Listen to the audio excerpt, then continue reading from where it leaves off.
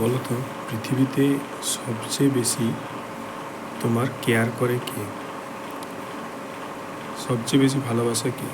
যেটুকু আমি বুঝেছি, আমার পর্যবেক্ষণ, অবজারভেশন, বাবা আর মা।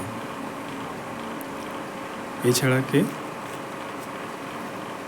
যেখানে পিওর, পবিত্র কেয়ারিং, পিওর কেয়ার, পিওর লাভ, একমাত্র আনকন্ডিশনাল লাভ, শর্তহীন ভালোবাসা, শর্তহীন কেয়ার কার কাছ থেকে পাওয়া যায়? একমাত্র বাবা আর মা।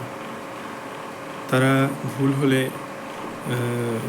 সংশোধন করার চেষ্টা করে, ভুল হলে রাগ রাগ করে, কিন্তু কখনোই ক্ষতির চিন্তা করে না, কখনোই নিজের স্বার্থের কথা ভেবে তার ক্ষতির কথা ভাবে না। আমি যেটা বুঝেছি পরে আমার পরিবারের ক্ষেত্রে, সব পরিবারের কথা আমি বলছি না।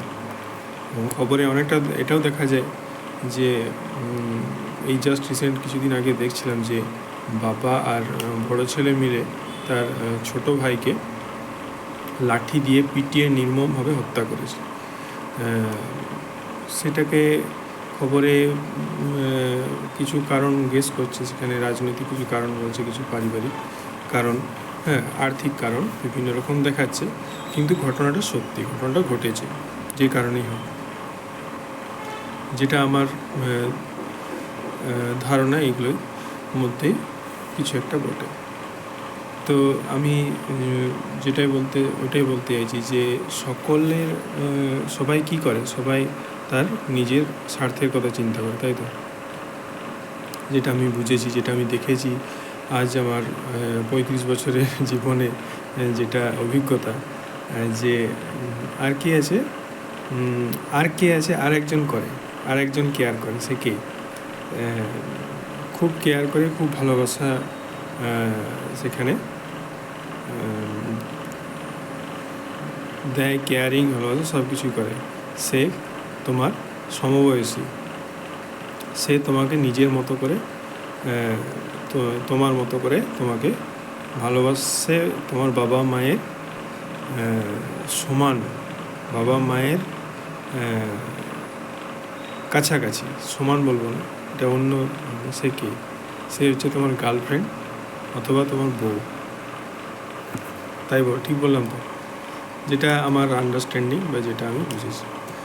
তো এইটা হলো, পরে আমি বুঝলাম কি করে, কারণ কি আমারও একসময় গার্লফ্রেন্ড স্বাভাবিকভাবেই ছিল, তাই আমি বলতে পারছি, তা না থাকলে আমি কী করে বলবো। আর সাধারণত টাকা তো সব কিছুর মূল্যে আছে, তো টাকাকে তো আমি দায়ী অবশ্যই করি, তো সব কিছু টাকার উপর দায়ী ছেড়ে দিলে তো হয় না। এছাড়া অন্যান্য যে দৃষ্টিকোণগুলো আছে, পার্সপেক্টিভগুলো, সেগুলো দেখা খুবই প্রয়োজন। সেই দৃষ্টিকোণগুলোই আমি, সেই পয়েন্ট অফ ভিউগুলোই আমি আলোকপাত করতে চাইছি, সেইগুলোতে আমি দৃষ্টি নিক্ষেপ করতে চাইছি। সেইগুলো কি? সেগুলো হলো হিংসা, পারিবারিক হিংসা, ভাইয়ে ভাইয়ে হিংসা, বাবা ছেলেতে, এইটা যেটা বললাম জাস্ট, যে বাবা আর বড়ো ছেলে মিলে তার দু ভাই, তার ছোটো ভাইকে বাঁশ দিয়ে পিটিয়ে হত্যা করেছে। এরপরে এর যে কারণই থাক, সেটা ঘটেছে। এছাড়াও দেখা যাচ্ছে যে পারিবারিক হিংসা কি না, তার বাবা তার ছোট মেয়েকে রেল লাইনের ধারে দাঁড় করিয়ে রেখেছে, মানে তুই দাঁড়া এখানে, ট্রেন আসুক তারপরে যাবে। যে ট্রেন আসার মানে তাকে ট্রেন হাই স্পিড ট্রেনের সামনে দাঁড় করিয়ে তাকে হত্যা করেছে। তো সেই একজন বাবাই করেছে, কিন্তু তাহলে এখানে তো তার একটা পাশবিক প্রবৃত্তি এলো সে, এবং এগুলোর পিছনে মানসিক বিকৃতি তো দায়ী, তাই না?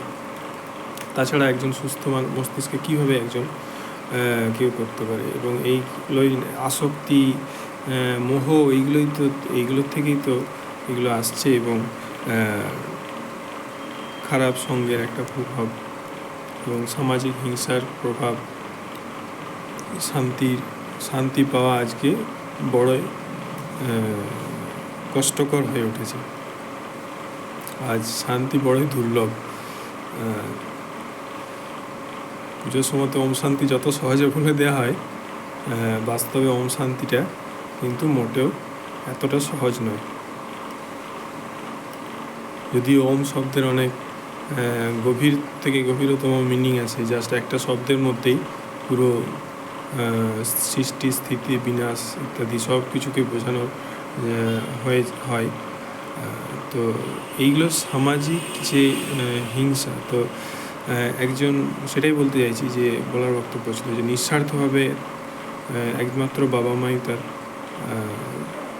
ছেলের কথা ভাবে, এছাড়া নিঃস্বার্থভাবে তার গার্লফ্রেন্ড বা তার বোন ভাবে, এছাড়া আর কে ভাবে? বাকি সবাই বন্ধুও স্বার্থপর হয়। বন্ধুরা, আমি যাদের ছিল আমার একটা বন্ধু যারা আছে তারা হয়তো প্রত্যক্ষ পরোক্ষভাবে কেউ হেল্প করে কি করে না আমি জানি না। আমি কারোর সম্পর্কে কোনো পার্টিকুলার কোনো ব্যক্তির সম্পর্কে কোনো মন্তব্য করব না। হয়তো অনেকেই আমার আড়ালে আমাকে সাহায্য করছে, হয়তো করে, বা অনেক বন্ধুই আমার কাছে আসে, ক্লাসমেট আসে। তো বন্ধু সম্পর্কে আমার বন্ধু সেইভাবে কিন্তু নেই, হয়তো আছে, মানে এই জাস্ট এই রাস্তায় দেখা হলো, কি কেমন আছিস, গল্প হলো, এইটুকুই। কোনো ব্যক্তিগত কাজে যে যাওয়া, এই যে বন্ধুর যে একটা রিলেশনশিপ দেখেছি, যেহেতু আমরা 3 ভাই, তো আমরা বন্ধুর অনেকগুলো প্যাটার্ন দেখেছি। আমার মেজো ভাইয়ের বন্ধুগুলো এক ধরনের, আমার বন্ধু এক ধরনের, দাদার বন্ধু এক ধরনের, মানে আমার বড় ভাইয়ের বন্ধু এক ধরনের। তো এইগুলো যখনই ছোট হয় ঘরে, তখনই তার মধ্যে কিছু একটা বাধ্যবাধকতা বা বাধা সবসময়তেই থাকে। সেখানে একটা গুরু ভাব, একটা অন্যের প্রদর্শন সেখানে করাটা বাধ্যতামূলক হয়ে ওঠে, সম্মান প্রদর্শন করা। কিন্তু কি অন্যের তাচ্ছিল্য, অন্যের ঘৃণার সেখানে সহ্য করতে হয়। তো এইগুলো তো একটা ব্যাপার রয়েছে। এগুলো আর্থিক সমস্যার বাইরে একটা ব্যক্তিগত সমস্যা যেগুলো ফেস করতে হয়। তো সেইটাই, এইগুলো আঘাতটা কোথায় লাগে? এইখানে লাগে, এটা হৃদয়ে লাগে, মনে লাগে, স্পন্দনে লাগে। তো সেইগুলো একটা বড় প্রভাব পড়ে চিন্তাভাবনায়। তো বাবা মায়ের যে ডিসিশন, সেগুলো কি কেয়ারিং ডিসিশন? সেখানে আমার একটা ভালো হওয়ার একটা ভালো একটা বেটার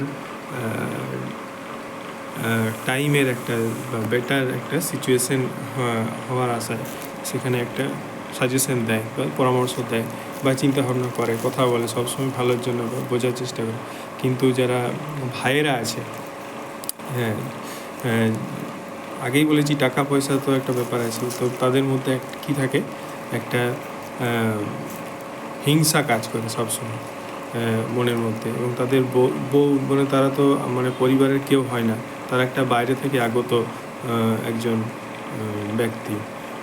তো তারা সবসময় তাদের নিজের স্বার্থটার কথাই ভাববে। এবং তারা তাদের কাছে